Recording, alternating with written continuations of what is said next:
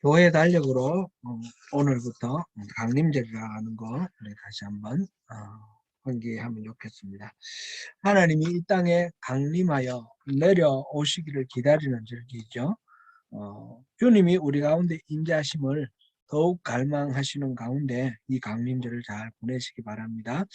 오늘은 이 예수님이 이 땅에 오신 일, 강림하신 일, 성탄과 관련된 이야기를 마태복음을 통해서 우리가 좀 함께 알아보겠습니다. 성탄절이 되면 교회가 이제 여러 가지 장식도 하고 크리스마스 추리도 세우고 하면서 또 연극도 하고 그렇게 하던 장면들이 기억납니다. 저는 늦게 청년 때 신앙생활을 시작했기 때문에 그렇게 연극한다든지 뭐 하는 거 이런 거를 경험을 제가 직접 하지는 못했는데 또 교회 학교에서 그렇게 하는 것은 구경은 하였지요. 그 교회에서 이 성탄절에 성극을 할 때에 주요 장면이 외양간에 그 부유에 누인 아기, 그 다음에 또 목동들이 천사들의 이야기를 듣고 와서 아기 예수를 순행하는 장면, 또 동방박사가 와서 아기 예수께 경배하는 이런 것들이 주요 테마로 이렇게 등장을 하지요. 우리는 아기 예수의 탄생을 둘러싼 이 이야기들이 어떤 과정을 통해서 어떤 의미를 갖고 이렇게 기록되어서 우리에게 전달되는지 그것을 우리 한번 생각해 보면 좋겠습니다. 오늘 부분에서는 중요한 팩트가 세 가지가 이제 있습니다. 하나는 아기 예수가 헤롯 왕 때 태어났다. 또 베들레헴에서 태어났다. 그때 동방 박사들이 와서 경배를 했다. 이 세 가지입니다. 먼저 예수님이 태어나신 때가 시기적으로 헤롯 왕 때였다라는 사실에 대해서 우리 한번 생각해 보겠습니다. 마태복음에서 말하는 헤롯 왕은 헤롯 the Great, 헤롯 대왕이라고 이렇게 일컬어지는데 다른 사료에 의하면 BC 4년에 죽었습니다. 지금의 달력으로 봤을 때 오늘 본문과 다음 주에 살펴볼 본문에 따르면 예수님은 헤롯 왕 때 탄생했고 헤롯 왕의 핍박을 받아서 애굽으로 피신하였다가 헤롯 왕이 죽은 후에 유대로 들어오려고 하다가 헤롯의 아들 아켈라오가 유대왕이 되니까 무서워서 갈릴리 지방으로 가서 나사렛에 정착하였다. 그렇게 기록되어 있습니다. 그러니까 예수님은 적어도 BC 4년 이전에 탄생하신 것이 됩니다. 그런데 우리가 알듯이 이 AD와 BC 연도를 가르는 것은 예수님의 탄생을 기준으로 하고 있죠. 예수님 탄생 이전은 BC, Before Christ 그런 뜻이고 AD는 안노 도미니, 안노가 year라는 뜻이고 도미니는 God라는 뜻입니다. 그래서 the year of God, 하나님의 해, 연도가 시작된, 연호가 시작되는 게 AD가 되는 거죠. 그러면 예수님은 탄생했을 때 그때부터 AD 1년이 시작되는 거죠. 원래 이제 0년은 없으니까 그 이전은 BC 1년이 되고 그 예수님 탄생했을 때부터 AD 1년이 됩니다. 누가복음, 제가 오늘 조금 여러분들 처음 들어봐서 말씀을 이렇게 조금 드리는데 우리 성경을 읽는 우리의 마음가짐을 좀 어떻게 하면 좋을까 하는 측면에서 제가 이렇게 말씀을 드립니다. 누가복음에 따르면 예수님이 베들레헴에서 탄생하게 된 배경이 나옵니다. 가이사 아우구스도가 명을 내려 호적을 하게 했다 그렇습니다. 가이사 아우구스도는 우리가 아는 시저 케사르가 죽고 난 다음에 그 다음에 대를 이은 옥타비아누스는 원래 이제 케사르의 생질입니다. 생질인데 이제 케사르의 양자가 되어서 결국 이제 케사르라는 이름으로 가이사라는 말이 케사르라는 뜻이죠. 가이사가 되었고 왕이 되었고 그리고 나중에 원로원으로부터 아우구스투스 위대한 사람 그런 의미의 이 칭호를 붙였습니다. 그래서 옥타비아누스가 바로 가이사 아우구스토인데 호적을 했다 그랬습니다. 이 호적을 위해서 요셉이 만삭이 된 아내를 데리고 고향 베들레헴에 올라가서 거기서 아기를 낳았다 그랬는데 이어서 이 누가복음에 보면 2장 2죠. 보면 3장 2장 3절에 구레뇨가 수리아 총독이 되었을 때 처음 이 호적을 했다. 이렇게 기록되어 있습니다. 다른 사례에 따르면 이 구레뇨는 수리아 총독이 된 것이 AD 6년이라고 했습니다. 그러면 AD는 예수님은 빨라도 AD 6년 이후에 태어났다. 그런 말이 되는 거죠. 그러면 BC 4년 되기 전에 태어난 게 맞느냐? AD 6년 이후에 태어난 게 맞느냐? 이런 혼란이 생깁니다. 마태복음과 누가복음의 기록이 왜 이렇게 서로 다를까? 그러면 예수님이 진짜 언제 탄생하신 것일까? 신학자들은 이것 때문에 고민이 무척 많았습니다. 그래서 연구하고 연구를 했는데 정확하게 알 수가 없습니다. 누가복음 3장 23절에 보면 예수님이 가르침을 시작하실 때, 곧 복음 전도를 시작하실 때에 30세쯤 되었더라 그랬습니다. 정확하게 30세가 아니고 30세쯤 되었더라 그렇게 기록하고 있습니다. 그리고 요한복음에 보면 6월절에 예루살렘에 올라간 것이 한 3번 정도, 많이 보면 4번으로 볼 수도 있고 그걸 같은 거로 겹치는 거로 보면 3번으로 볼 수도 있고 분명히 1번, 2번은 아닙니다. 3번을 6월절에 예루살렘으로 올라갔으니까 예수님의 공생애는 적어도 3년은 되었다. 그렇게 볼 수 있습니다. 그래서 우리는 통상 예수님이 30세에 공생애를 시작해서 3년 동안 공생애를 하셨다. 이렇게 우리가 알고 있죠.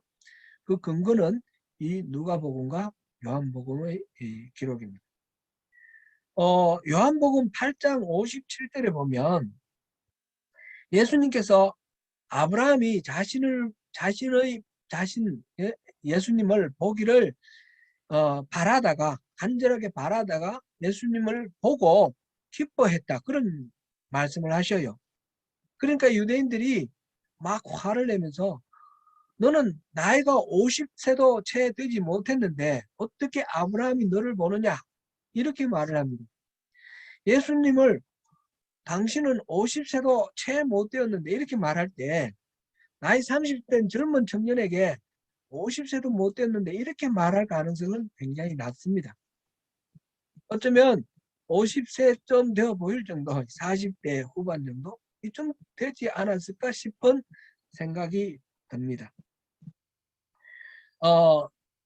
이런 질문을 우리가 두면서 한번 생각해 보겠습니다. 성탄절에 관해서도 12월 25일을 우리가 예수님이 태어난 날로 기념하고 있는데 이날은 본래 로마 시대에 태양을 숭배하던 축제일, 태양절이었습니다. 그래서 성탄절을 지키는 것은 태양을 숭배하는 우상 숭배다. 이렇게 주장하는 사람들도 있습니다. 예수님이 실제 태어날 때는 동방 박사들이 큰 별을 보고 이렇게 따라왔다 그랬는데 천문학자들이 연구를 해보니까 이렇게 특별한 큰 별이 언제 나타났을까 따져보니까 헨리 혜승이 BC 한 16년쯤 나타났어요. 가까이 우리 헨리 헬슨 알죠? 가까이 온 게 그런 게 있고, 그 다음에 또 여러 가지 금성이 이렇게 가까이 다가왔을 때, 또 천왕성이 가까이 다가왔을 때, 이런 식으로 뭐 천문학자들이 별을 중심으로 해를 이렇게 계산해 보기도 합니다. 예수님은 분명히 상상의 인물이 아니고 역사적인 인물입니다. 그러니까 그 탄생한 연도라든지 또는 뭐 생일이라든지 이런 게 나오면 더 확실해지겠죠. 그런데 그래서 신학자들이 그것을 밝히려고 많은 노력을 했는데 자료들이 그렇게 많이 있는 것이 아닙니다. 분명한 자료가 있는데 그거는 4가지 복음서죠. 복음서와 나머지 것들이 조금 있는 것들을 연구를 하는데, 예수님에 대한 직접적인 언급은 복음서, 이 기독교의 이 복음서 외에 로마 시대 당시의 다른 문서에는 별로 나타나지 않습니다. 나타나 있는 것은 예수님을 따르는 제자들에 대한 기록은 분명히 많이 있습니다. 예수님을 따르는 제자들이 예수님이 부활했다라고 주장하고 모여서 어떻게 예배하고, 그다음에 뭐 이렇게 성찬하는 거, 예수님의 피와 살을 나눠 먹는 거, 이런 것들이 다른 로마 시대의 문서에도 많이 기록이 되어 있습니다. 근데 예수님에 대한 직접적인 기록은 없습니다. 그만큼 다른 사람들의 주목을 받지 못했다는 이야기죠. 신학자들이 여러 가지로 노력을 해왔는데, 복음에 4가지가 있죠. 4가지가 또 약간씩 다릅니다. 마태복음, 마가복음, 누가복음, 그리고 요한복음인데, 이 앞에 마태, 마가, 누가와 요한복음은 많이 차이가 나서 마태, 마가, 누가를 공관복음, 시놉틱 가스펠, 이렇게 관점이 일치하는 복음이라 그러고, 요한복음 별도로 이렇게 나눕니다. 예를 들어서 한 가지만 이렇게 소개를 드려보면, 예수님이 성전의 그 장사꾼들을 내쫓고 그 좌판을 뛰어 엎으면서 성전을 점거한 사건, 그 사건은 마태복음, 마가복음, 누가복음에는 예수님이 십자가를 지시기 바로 직전 마지막 사역에 하신 일로 그렇게 기록이 되어 있습니다. 그런데 요한복음에서는 예수님께서 공생애를 시작하시고 난 바로 다음, 그러니까 초기에 하신 사역으로 기록되어 있습니다. 둘 다 있었는 일인지 어느 것 한쪽이 잘못 기록한 건지 그런 거를 우리가 어떻게 생각해야 될지 조금 고민이 됩니다. 이렇게 4가지 복음이 있고 그 4가지 복음이 약간씩 기록이 다르다는 사실 때문에 초대교회 때부터 좀 고민이 있었습니다. 그래서 마르시온이라는 사람이 이 4복음을 통합을 했습니다. 누가복음을 기준으로 해가지고 다른 복음을 버려버리고 약간씩 보완할 것 보완하고 이렇게 해서 하나의 복음을 만들었는데 어떻게 됐을까요? 그게 채택됐을까요? 안 됐습니다. 마르시오는 2단으로 됐습니다. 이렇게 억지로 어느 하나를 주장하려고 하다 보니까 다른 데 들어있는 어떤 진리가 손상될 위험이 있는 거죠. 그래서 이 네 복음서는 각각 그 복음을 기록한 당사자들이 예수님에 대해서 직접 보고 듣고 겪은 것을 기록한 것이기 때문에 그 자체로 진리에 가깝다라고 보고, 다만 기억의 한계가 있고 또 강조하는 관점이 다르기 때문에 기록한 것이 약간 차이가 날 수 있다, 이렇게 받아들이기로 교회에서 그렇게 했습니다. 그러니까 각 기록자의 이 관점 중심으로 기록되었다, 이렇게 볼 수 있고, 그들은 다 나름대로 예수님의 그 생애를 경험하고 동참했던 사람들입니다. 이 네 복음서를 통해서 정확히 사실을 알 수 없는 부분은 지금 2000년 동안 계속해서 많은 신학자들이 연구를 해오고 있고, 특별히 19세기부터 시작해서 1800년대부터 시작해서 예수님을 역사적 예수, 그냥 신화의 예수가 아니라 실제적으로 살아오셨던 예수님에 대해서 관심을 가지고 연구를 많이 해왔습니다. 여러 가지 뭐 논란도 있었지만 전통적으로 교회에서 믿어온 그 사실과 역사적 예수, 그것을 조화롭게 잘 이렇게 해석을 해서 받아들이는 것이 중요하다 하는 것을 우리가 생각해 볼 수 있습니다. 성탄절부터 한번 생각해 보면, 성탄절이 12월 25일이라고 교회가 정했는데 초대교회에서는 예수님의 탄생 일자를 아는 사람이 없었습니다. 관심도 없었습니다. 예수님은 십자가를 지고 이제 성천을 하실 때에 다시 오겠다라고 약속하셨습니다. 머지않아서 다시 오겠다. 내가 이렇게 하늘로 올라가는 것을 본 사람들 중에 다시 오는 것을 볼 사람도 있겠다라고 말씀하셨어요. 그러니까 이 초대교회의 관심은 예수님의 부활과 예수님의 재림에 관심이 있는 것이지 인간 예수의 탄생에는 별로 관심이 없었습니다. 세월이 흘러가다가 보니까 예수님이 금방 오시겠다고 했던 그 시간의 개념이 우리와 다르다는 것을 깨달으면서 예수님의 탄생에 대해서도 관심을 가졌습니다. 12월 25일, 지금은 25일인데 정확하게 따지면 22일이라야 될 겁니다. 동짓날입니다. 동짓날. 동짓날은 밤이 가장 길고 낮이 가장 짧은 날이며 이날부터 밤이 짧아지고 낮이 길어지는 날입니다. 이날을 로마 시대는 태양절로 섬겼는데 교회 예수를 믿는 이 그리스도인들도 이 태양절을 섬겨야만 하는 그런 상황이 되었습니다. 그래서 그리스도인들은 태양을 섬기는 것이 아니라 우리는 우리의 하나님 예수 그리스도를 섬긴다. 그래서 태양절을 성탄절로 바꿔버렸습니다. 그러니까 성탄절을 섬기는 것은 우상을 숭배하는 것이 아니라 우상 숭배를 거부하고 우리의 주님을 섬기기로 한 그런 의미가 있습니다. 그러니까 성탄절은 우상 숭배다 이렇게 말하는 말에 미혹될 필요가 전혀 없습니다. 그리고 예수님이 십자가를 지신 해로부터 거슬러 올라가 3년간의 공생의 기간과 공생의 이전 30년을 역산하여서 예수님의 탄생 성탄절을 계산하고 그거를 기원 AD와 BC를 나누었습니다. 그런데 이게 계산이 정확하지 못해가지고 AD 700년경에 나오는 줄리안역하고 줄리우스력 그리고 1500년에 나온 그레고리력에 이 성탄절 연도가 계산이 되어 있는데 그것이 정확하게 횟수를 계산을 잘 못해서 지금 BC 4년이냐 뭐 이런 뭐 AD 1년이냐 이런 차이가 있는 거죠.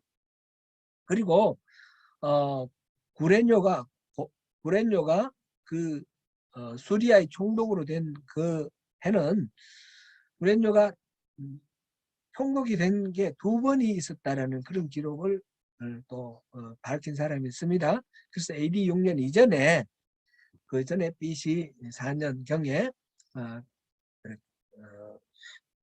호적을 처음 했던 해가 그때일 거라 이것도 뭐 정확하게 밝혀진 건 아니고요. 그렇게 신학자들이 추정을 합니다. 그러면서 예수님이 태어나신 건 분명하게 역사적인 사실이고 인간으로 사시다가 십자가를 지시고 죽으신 하나님이 인간의 몸을 입고 오신 완전한 인간으로 사신 그 역사적 인물 예수라는 것을 인정을 하는 그런 측면에서 복음서를 이해하게 되었습니다. 공간복음 가운데서는 마가복음이 맨 먼저 기록되었고 마가복음을 바탕으로 해서 마태복음과 누가복음이 기록되었다. 이렇게 봅니다. 요한복음은 아주 나중에 따로 기록되었고요. 그것을 어떻게 알 수 있느냐 하면 세 복음을 같이 비교를 해보면 공통된 기록이 있고 어느 한 복음에만 나오는 기록이 있습니다. 근데 마가복음을 제가 가진 성경을 보면 이제 같은 내용을 기록한 거는 같이 표시를 해놨어요. 마가복음에 보면 누가복음 몇 장 몇 절에 이 내용이 있다. 그 다음에 뭐 마태복음 몇 장 몇 절에 이 복음이 이런 식으로 나와 있어요. 여러분들 책에도 그렇게 되어 있을 것 같은데 한번 그걸 찾아보십시오. 마가복음을 보면요. 마가복음에 나오는 모든 기사는 아니지만 거의 대부분은 마태복음과 누가복음에 동일하게 기록되어 있습니다. 어떤 거는 마태복음에만 나오는 것도 있고 어떤 거는 누가복음에만 나오는 것도 있지만 대부분 마태복음과 누가복음에 공통적으로 나와 있습니다. 그것을 보면 마가복음이 기초가 되어서 마태복음과 누가복음이 기록됐다라는 것을 알 수가 있습니다.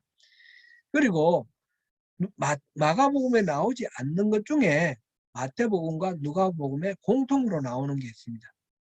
그거는 가만히 분석을 해보니까 이 마가복음 외에 다른 어떤 텍스트가 또 있지 않았을까? 그런 것을 짐작하게 하는 그런 내용입니다. 그 내용들은 대부분 예수님의 설교와 의록들입니다. 대표적인 예로 마태복음 5장부터 7장까지 나오는 그 산상순, 팔복 이 내용은 마가복음에는 없고 누가복음에는 부분 나옵니다. 다 나와 있는 건 아니고 부분 이렇게 일치하게 나와 있습니다. 그것을 보면 마태복음과 누가복음이 공통적으로 나와 있는 이 부분들은 아마 공통의 자료에서 나왔을 것이다. 그래서 신학자들은 이거를 Q복음이라고 합니다. Q복음은 실체가 뭐 이렇게 책에 나와 있는 것 그런 건 아니고 이 마태복음과 마가복음, 누가복음을 연구를 하면서 걸러낸 그런 자료입니다. 이런 것들을 비교를 해볼 때에 마태복음이 기록하고 있는 것, 마가복음이 기록하고 있는 것, 누가복음이 기록하고 있는 것이 각자 포인트가 다른 겁니다. 같은 내용을 기록을 해도 좀 강조하는 게 다르고 어떤 거는 자세하게 어떤 거는 간략하게 그랬을 때 그런 관점에서 마태는 왜 이걸 이렇게 기록했을까? 왜 이걸 언급했을까? 이런 것을 궁금히 여기면서 이 성경책을 읽으면 그 이유가 더욱 분명해집니다. 막연히 읽는 것보다도 그것을 생각하고 읽었을 때 더 분명해집니다. 오늘 우리가 읽는 이 본문, 이 동방 박사가 아기 예수께 경배한 이 내용은 마가복음에 없습니다. 마가복음에는 예수의 탄생에 관한 이야기가 없습니다. 예수의 탄생에 관한 이야기는 마태복음과 누가복음에 있는데 마태복음에는 지금 헤롯 왕이 이 동방 박사를 만나고 그 다음에 다음번에 보겠지만 예수를 없애기 위해서 아기들을 다 학살하는 그런 장면, 예수님이 애굽으로 피난 가는 장면, 돌아오는 장면 이런 내용들이 있고 누가복음에서는 그런 건 없습니다. 그런 건 없고 외양간에서 나고 구유에 누였고 목자들을 만나고 목자들이 찬양하고 그 다음에 8일 후에 정결례를 하고 그런 이야기하고 그 다음에 고향 나사렛으로 갔다 이렇게 나와 있습니다. 마태복음에서는 나사렛이 고향으로 나와 있지 않습니다. 그냥 베들레헴에서 태어났습니다. 왜 이런 차이가 있을까 생각해 보면 마태가 강조하고 싶은 게 있는 것입니다. 누가복음은 우리가 새벽 기도 때 뭐 이렇게 거의 1년 가까이 이렇게 누가복음을 자세히 봤는데 그때 다루었으니까 자세하게 누가복음에 대해서는 말씀드리지 않겠습니다. 누가복음에서 일단 그 구유에 누여 있고 목자들은 그때 말하자면 천민 집단입니다. 세상 사람들이 인간 취급도 잘 안 해주는 그런 천민 집단들이 맨 먼저 와서 축복하고 이런 것들을 통해서 예수님은 인간으로 오셨고 특별히 소외된 사람들에 대한 관심이 많은 것이 누가복음에 많이 기록되어 있습니다. 그리고 성령님의 일하심, 기도의 중요성 이런 것들이 강조되어 있는 게 누가복음의 특색이고요. 그 마리아의 수태에 대한 이야기 이런 것들은 의사 누가만이 들을 수 있는 그런 이야기다 이렇게 간주가 됩니다. 그런데 마태복음에는 그런 이야기는 하나도 없고 헤롯 왕과 애굽의 피난 간 일 이런 이야기들이 나옵니다. 지금 우리가 지난주에 살펴봤듯이 마태복음에서 예수님은 주로 어떻게 그리고 있다 그랬습니까? 유대인의 왕으로 그리고 있습니다. 그래서 마태의 입장에서는 예수님이 왕이다. 그리스도 구세주로 오셨기 때문에 그 왕으로 오신 예수님, 그 세상의 왕인 헤롯이 그것을 가로막기 위해서 이렇게 핍박을 하고 또 이렇게 박해를 하는 그런 장면들이 나와 있고, 그런 세상의 왕들의 권세를 뛰어넘는 하나님의 그 왕의 권세, 그거를 지금 나타내려고 이렇게 나와 있습니다. 조금 이따가 동방박사에 대해서 또 살펴볼 때 왜 동방박사가 예수님을 만난 사건이 여기에 마태복음에 기록되어 있는지 다시 한번 보겠습니다. 마태복음의 주요 초점은 예수님이 바로 헤롯 왕 때 태어났다라는 것입니다. 그리고 예수님이 태어나신 장소가 베들레헴입니다. 베들레헴은 어디냐? 이 장소 베들레헴이 또 중요합니다. 베들레헴은 다윗 왕의 고향입니다. 그래서 이 이스라엘 사람들의 관심, 구약 성경 여러 군데서 언급된 예언, 이 예언들은 다윗 왕의 후손 가운데서 메시아 그리스도가 올 것이라는 겁니다. 그래서 다윗 왕의 후손인 유다지파에서 요셉의 아들로 예수님이 다윗 왕의 고향 베들레헴에서 태어났다는 것입니다. 베들레헴은 문자적으로 떡집입니다. 떡집이라는 것은 예수님께서 바로 생명의 떡으로, 떡집에서 생산되는 게 떡 아닙니까? 생명의 떡으로 이 땅에 오셨다라는 것을 강조하는 것입니다. 베들레헴에서 태어난 사건 자체가 하나님의 그런 계획하에, 그런 섭리하에 예수님께서 나셨다라는 것입니다.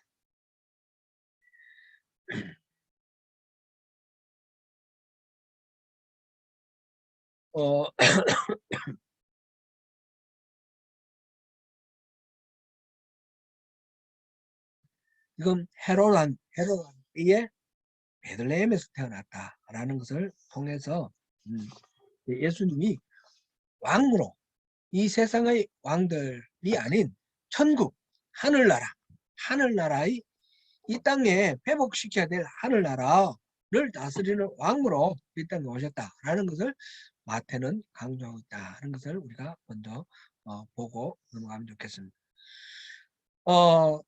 예수님께서 태어나셨을 때에 동방에서 박사들이 예루살렘을 찾아왔습니다. 그리고 묻습니다. 유대인의 왕으로 나신 이가 어디 있느냐? 유대인의 왕으로 나시니 이 동방의 박사들, 이 박사들이 누구냐? 참 여러 뭐 이론들이 있는데, 일단 박사라는 말은 마고, 복수가 마기 이랬는데 여기서 매직이라는 이런 말도 나왔죠.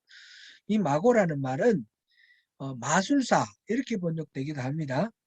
마술사이기도 하고 또 나중에는 왕을 가리킬 때 이렇게 마고라고 부르기도 하는데, 이 마고가 정확하게 어떤 사람인지는 정체는 잘 모르겠는데 아마 별을 보고 찾아온 것을 보면 천문학에 조예가 깊은 사람이 아니겠는가. 점성가들, 이 그 마고라 할 때 그 마술사들은 점쟁이 이런 걸 가리킬 때도 있거든요. 그러니까 별을 관찰해서 점을 치는 사람, 점성술사가 마고라 일컬어질 수도 있다 이렇게 봅니다. 어쨌든 이들은 별을 관찰하면서 유대인의 왕으로 태어날 사람이 태어났다는 걸 알게 되었습니다. 그러면 이들은 난데없이 동방박사들인데, 동방박사는 바벨론이나 또는 페르시아나 이 유대에서 동쪽으로 멀리 보는 사람 인도에서 왔다 이렇게 하는 사람들도 있는데, 그 먼 곳에서 어떻게 유대인의 왕이라는 걸 알게 되었습니까? 이런 궁금함도 있죠. 그거는 유대인들이 BC 587년에 바벨론에 의해서 멸망당했습니다. 그리고 포로로 끌려갔죠. 바벨론 포수, 바벨론 유수. 포로로 끌려간 사람들이 그 바벨론을 비롯해서 어, 페르시아의 수산, 그 에스더서는 수산궁을 중심으로 이렇게 기록되어 있지 않습니까? 그러니까 바벨론이나 페르시아나 이런 곳에 흩어져서 살았고, 이 바벨론 이어서 메대와 페르시아가 이렇게 다스릴 때에 고위 관직을 한 사람들도 많이 있고요. 넓게는 동쪽으로 페르시아가 동쪽으로 인도까지 영역이 있었으니까 이집트에서 인도까지 그렇게 포로로 끌려가서 흩어져 있던 사람들이 나중에 돌아올 때 귀환할 때 다 귀환한 것이 아니죠. 일부만 귀환하고 나머지들은 다 살아남았습니다. 그곳에서 정착하여 살았습니다. 이게 디아스포라죠. 디아스포라는 나중에 예루살렘이 멸망하고 난 뒤에 쫓겨난 사람들도 디아스포라가 되지만, 예수님 당시에도 6월절 되면 그렇게 흩어져 있던 디아스포라 사람들이 많이 몰려오는 것을 봅니다. 그 바울 사도도 다소 사람이지 않습니까? 다소 사람은 바로 다소로 흩어져 살던 디아스포라죠. 뭐 바나바 같은 사람도 지금 뭐 키프로스 사람이거든요. 키프로스. 흩어져 있던 사람들이 그 이전에 많이 있었고, 그들이 구약 성경에서 말하는 그 메시아에 대한 열망, 기다림, 이것을 계속해서 믿고 자기들이 예배하고 그것을 믿는 삶을 살았기 때문에 주변의 사람들도 그 이야기는 충분히 들었을 것입니다. 아마 마고들도 이 흩어진 디아스포라 유대인들을 통해서 그리스도, 메시아가 나올 것인데, 유대에서 날 것이다. 유대인의 왕으로 날 것이다라는 것을 들었을 것이고, 이 별을 관찰하면서 그것이 바로 답이다 하고 왔을 거로 이렇게 우리가 충분히 짐작할 수 있습니다. 그래서 이들이 유대인의 왕으로 왔으면 당연히 왕궁에서 왕의 아들로 나오겠죠. 태어나겠죠. 그래서 왕궁에 가서 헤롯에게 물어봤습니다. 그랬더니 난리가 났습니다. 헤롯은 그때 나이가 70살이고 이 왕자가 태어나지 않았는데 유대인의 왕이 태어났다니까 위협을 느낀 거죠. 나의 왕의 권위를 위협할 어떤 누군가가 태어났다라는 생각을 하고 알아봅니다. 그래서 대제사장들과 서기관들을 불러서 왕이 날 자리가 어디냐, 어디에서 왕이 나겠느냐 물어봤더니 성경 통해서, 성경에 예언되어 있는 사건을 통해서 그거를 설명을 합니다. 그게 미가서에 나오는 미가서 5장 2절 말씀을 인용하면서 그 에브라다 인 베들레헴이 바로 그리스도가 날 곳입니다. 이렇게 알려줬습니다. 그래서 그것을 박사들에게 말해주면서 왕이 가서 그 유대인의 왕을 만나거든 경배하고 와서 나에게 알려주라. 나도 가서 경배하겠다. 그런 이야기를 합니다. 속셈은, 이 헤롯의 속셈은 정말 가서 경배를 하겠다는 마음이 아니라는 것은 우리가 충분히 이해가 됩니다. 미가서는 사실 중요한 이 예언서죠. 소예언서가 12개가 있는데 학개스가랴는 그 내용이 비슷하니까 하나로 묶어버리면 11개가 됩니다. 11개를 쭉 펼쳐놓으면 한가운데가 미가서가 있습니다.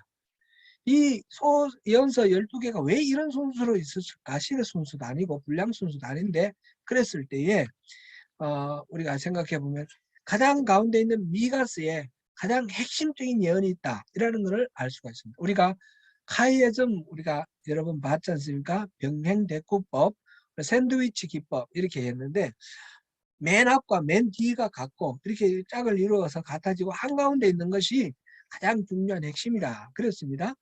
미가서가 가장 핵심입니다. 미가서의 중심 메시지가 5장 2절 바로 메시아가 올 것이라는 겁니다.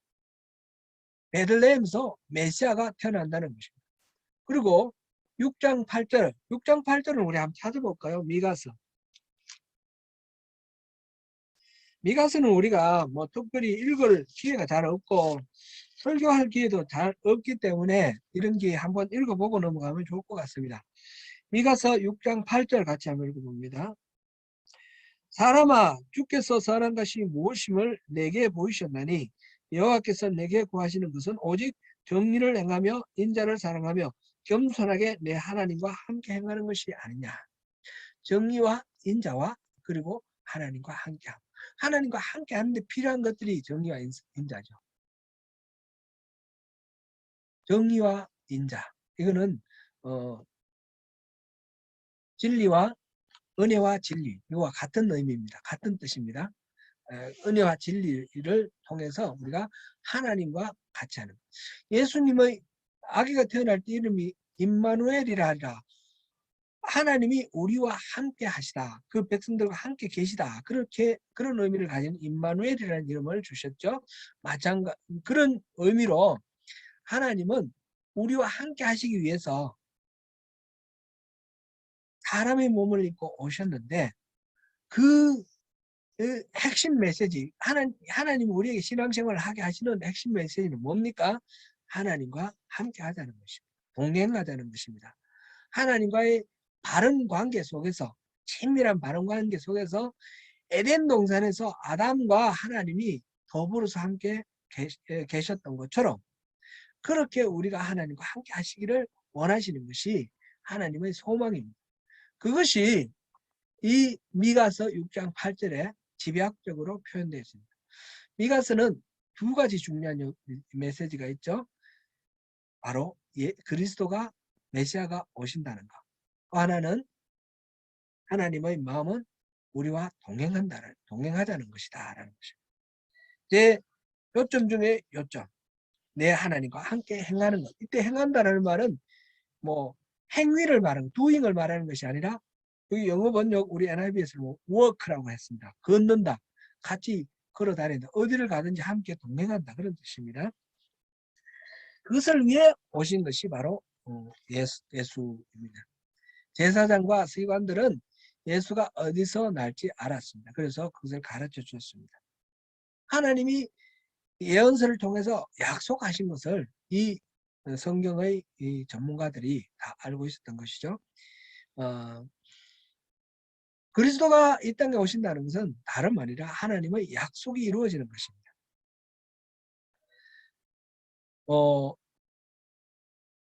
헤롯의 이중적인 태도를 한번 보시겠습니다. 헤롯은 성전을 지금 회복하고 있는 그런 사람입니다. 헤롯은 왕이 되어서 헤롯은 원래 유대인이 아니라 이둠의 사람입니다. 에서의 후에 에돔 사람, 이둠의 사람인데 로마 황제에게 잘 보여서 뇌물도 받죠. 그래서 이 유다 지역의 왕이 되었습니다.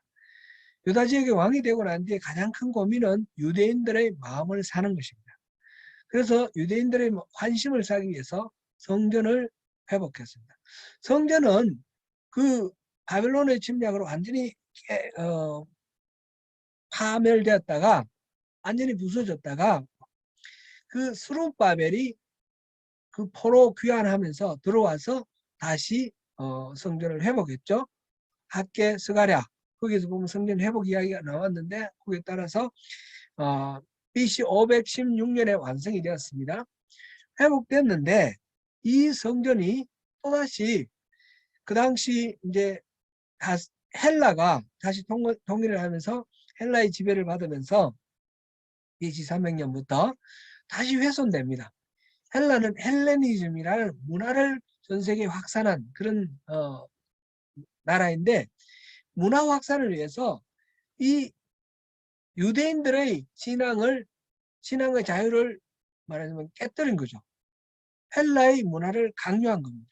특별히 BC 169년에 그 안티오쿠스 에피파네스라는 그 황제가 그 성전 안에다가 돼지 잡아서 돼지 피를 뿌리고 우상을 세우고 또 돼지고기를 강제로 제사장들께 먹이고 그것을 먹지 않는 제사장들을 목을 치고 이런 식으로 극단적으로 성전을 훼손시키고 탄압을 하였습니다. 그래서 여기에 대해서 반발을 해서 유대인들이 혁명을 일으켰습니다. 그게 마카베오 혁명입니다. 마카베오 혁명으로 독립을 쟁취했죠. BC 137년에 독립을 쟁취하고 그 다음에 성전을 맨 먼저 회복했습니다. 그게 수전절입니다. 성경에 보면 수전절 나오는데 수전절은 마카베오 혁명 이후에 성전 회복한 날을 기념하는 절기입니다. 그런데 BC 68년에 로마 장군 폼페우스가 이 예루살렘을 점령을 하면서 다시 한번 성전에 말을 타고 들어가서 그 성전의 모든 것들을 다 부수고 파멸시켰습니다. 그래서 완전히 부서졌는데 헤롯이 왕이 되어서 그것을 다시 수리하고 회복한 것입니다. 헤롯이 BC 16년부터 시작해서 46년 동안이면 AD 30년까지죠. 예수님이 십자가 지실 공생애를 시작하실 그때쯤까지 이 성전을 수리를 한 겁니다. 사실 그때까지도 완성이 안 되어서 AD 64년에 완성되었다 그러는데 계속해서 기본적인 성전 안쪽에 그거를 회복하는 것은 46년이 걸렸습니다. 애를 써서 하나님을 섬기는 유대인들의 마음을 환심을 사기 위해서 성전을 회복하고 많은 돈을 들여서 그 수리하고 이런 애를 썼던 사람이 헤롯입니다. 그런데 하나님의 그 메시아, 하나님이 이 땅에 보내신 유대인의 왕 메시아가 오셨다니까 그 메시아를 죽이려고 하는 것입니다. 이중적인 거죠. 겉으로는 성전을 회복하지만 실질적으로는 실질적인 성전인 예수님을 파괴하려고 하는 거예요. 이거는 성전에서 종사하던 대제사장들도 마찬가지고 서기관들, 바리새인들도 같은 그런 길을 걷게 됩니다. 이렇게 예수님께서 오셨을 때에 세상의 왕들, 세상의 세력들은 이중적인 모순적인 태도를 보이면서 하나님의 왕에 대적하고 있는 모습을 이 마태는 그리고 있는 것입니다. 동방박사들이 왕의 말을 듣고 나갔더니 사라졌던 별이 다시 나타나서 그 별을 따라서 예수님이 태어난 곳을 찾아갔습니다. 그리고 그럴 때에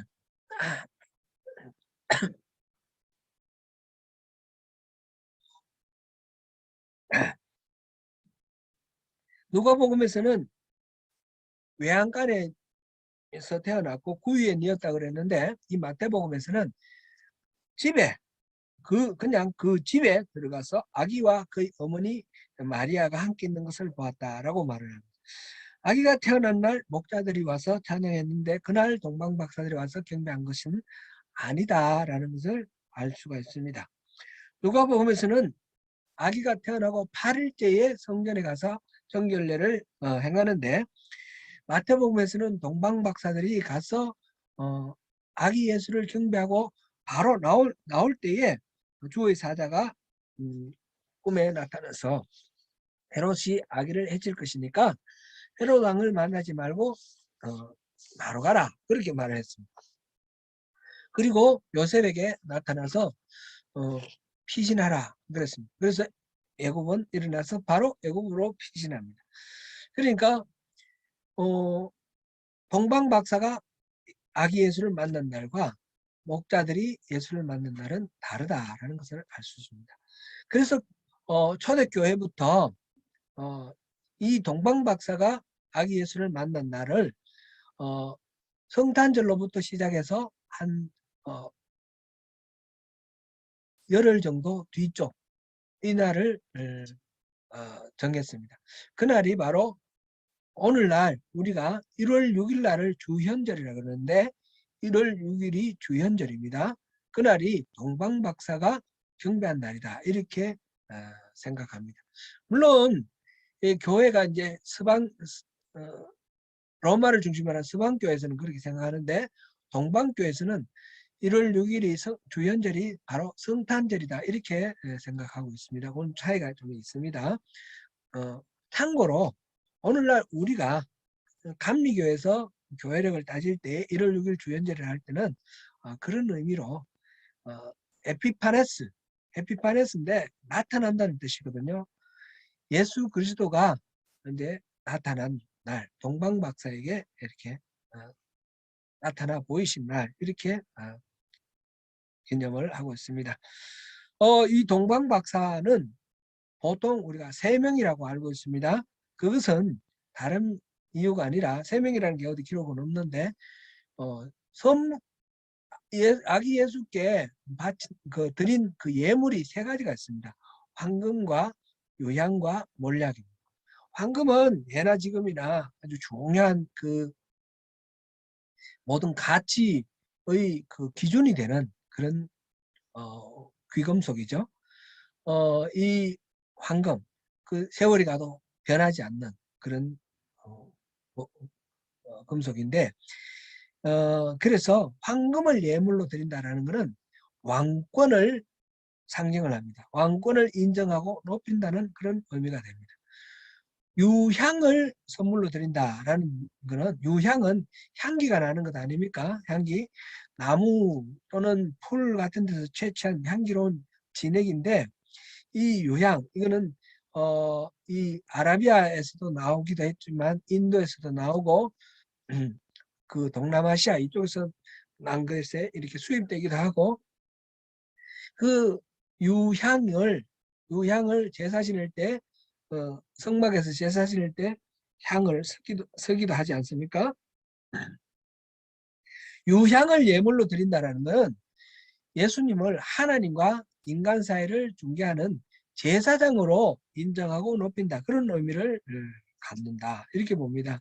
3번째는 몰약입니다. 몰약은 시체를 염하거나 방부제로 사용할 때에 쓰던 그런 재료입니다.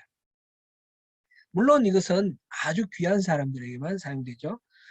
예수님의 순환과 죽음을 미리 예비하는 예물이었다. 이렇게 봅니다. 예수님은 인류의 구원을 위해서 자기를 희생 제물로 드리는 그런 분이시다 라는 것을 인정하고 찬양하는 그런 의미가 되었습니다.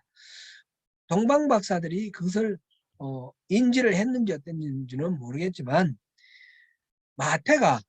적어도 마태가 이 예물의 이름을 이렇게 명시를 할 때는 예수님은 왕으로 오신 분이다. 예수님은 완전한 대제사장이시다. 예수님은 단번에 드려진 그 화목제물이시다. 이거를 미리 인정하는 그런 기록이다. 이렇게 볼 수가 있습니다. 전설에 의하면 4번째 박사가 있었다고 그러는데 뭐 위기에 처한 사람들을 도우다가 시간이 늦었다. 그런 게 제 기억으로는 벤허의 그 주인공이 흰색 사두마차를 끌지 않습니까? 그 흰색 사두마차를 만나게 될 때 그때 보니까 4번째 동방박사가 이렇게 등장했던 그런 기억이 납니다. 정확하지는 않습니다. 제 기억은 그렇습니다. 그런 식으로 서양의 전설로 4번째 박사도 있었다. 그런 이야기도 있는데 정확히 3명인지 4명인지 1명인지 그거는 알 수는 없습니다. 중요한 것은 3가지 예물이라는 겁니다. 3가지 예물, 곧 예수님이 어떤 분이시냐. 예수님은 바로 하나님이 예배하신 메시아시고 이 하나님이 회복하실 하늘나라, 천국을 다스리시는 왕, 유대인의 왕으로 오셨고 하나님과 연결하는 그런 대제사장으로 또 자신을 화목제물로 드리신 분이시다라는 것을 제가 볼 수 있습니다. 제가 오늘 좀 복잡한 신학적인 이야기들도 좀 했는데 그 말씀을 드린 이유는 우리가 성경 읽을 때 이런 것들을 참고로 해서 생각을 하면 예수님에 대한 복음에서 예수님의 어떤 측면을 우리가 중요하게 보아야 할 것인가, 이걸 알 수가 있습니다. 그런 식으로 우리가 좀 더 깊이 있게 성경을 읽으면 좋겠다 하는 마음으로 소개를 했습니다. 사랑하는 성도 여러분, 오늘 본문에서 무엇을 보셨습니까? 어떤 목소리, 어떤 가르침을 들으셨습니까? 각자 여러분들께서 들으신 것이 있으실 것입니다. 가장 중요한 것은 우리의 신앙은 결국 하나님과 함께 가는 것, 동행하는 것이라는 미가서의 말씀처럼 우리 가운데 오셔서 동행하시기 위해서 사람의 몸을 입고 오신 하나님, 그 하나님이신 아기 예수의 탄생을 우리가 기쁘게 맞는 그 성탄절을 앞에 두고 있다는 것을 기억하면 좋겠습니다. 그래서 주님과의 친밀한 교제, 주님과의 동행, 이것이 우리 신앙의 핵심이고 이것이 우리의 승리라는 것.